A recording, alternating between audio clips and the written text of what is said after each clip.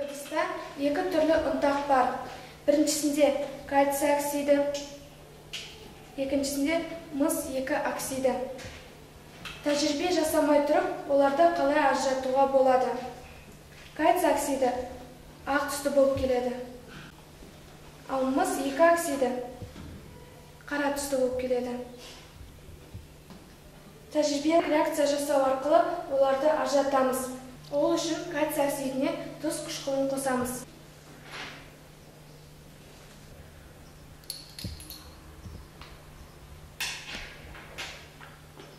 Кальций оксидіне тұз қышқылын қоямыз.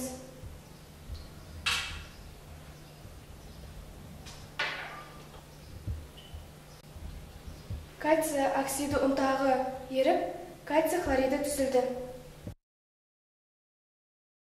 Мыс 2 оксидіне тұз қышқылын қоямыз. Реакцияны жылдамдату үшін сәл қыздырамыз.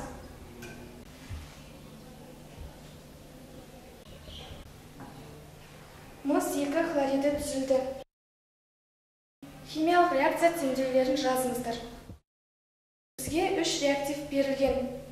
Біріншісі кальций хлориді, екіншісі мырыш хлориді, үшіншісі мыс 2 хлориді. Осы реактивтерді натрий гидроксидінің көмегімен анықтаймыз. Бірінші ыдысқа кальций хлоридін құямыз.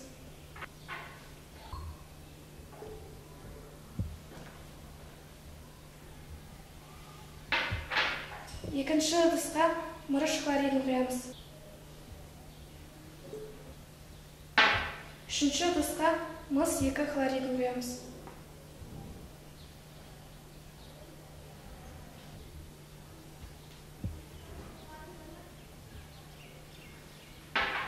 Әрқайсына натрий гидроксидінен құйып шығамыз.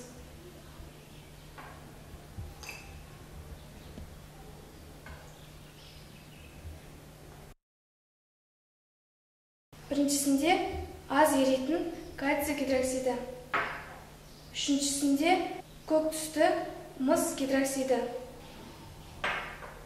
екіншісінде қоймалы жым тұнба мырыш гидроксиді.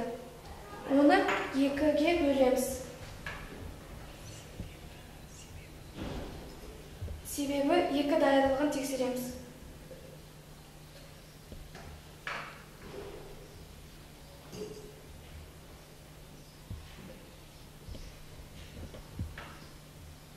Бірінші сынауға натрий гидроксидін құямыз.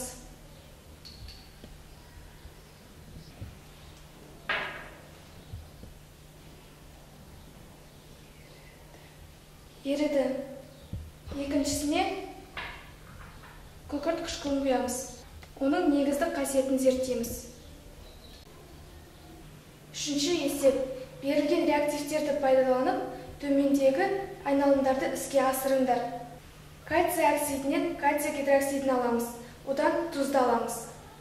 Кальций гидроксидін алу үшін кальций оксидіне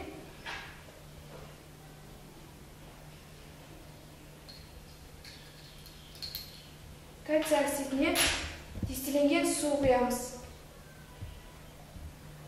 Суда аз еритін кальций гидроксиді пайда болды.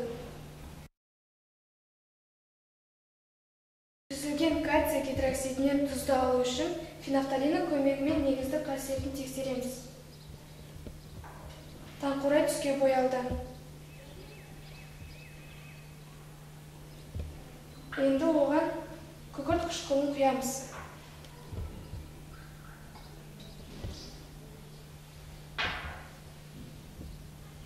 Тұз және су түзілді.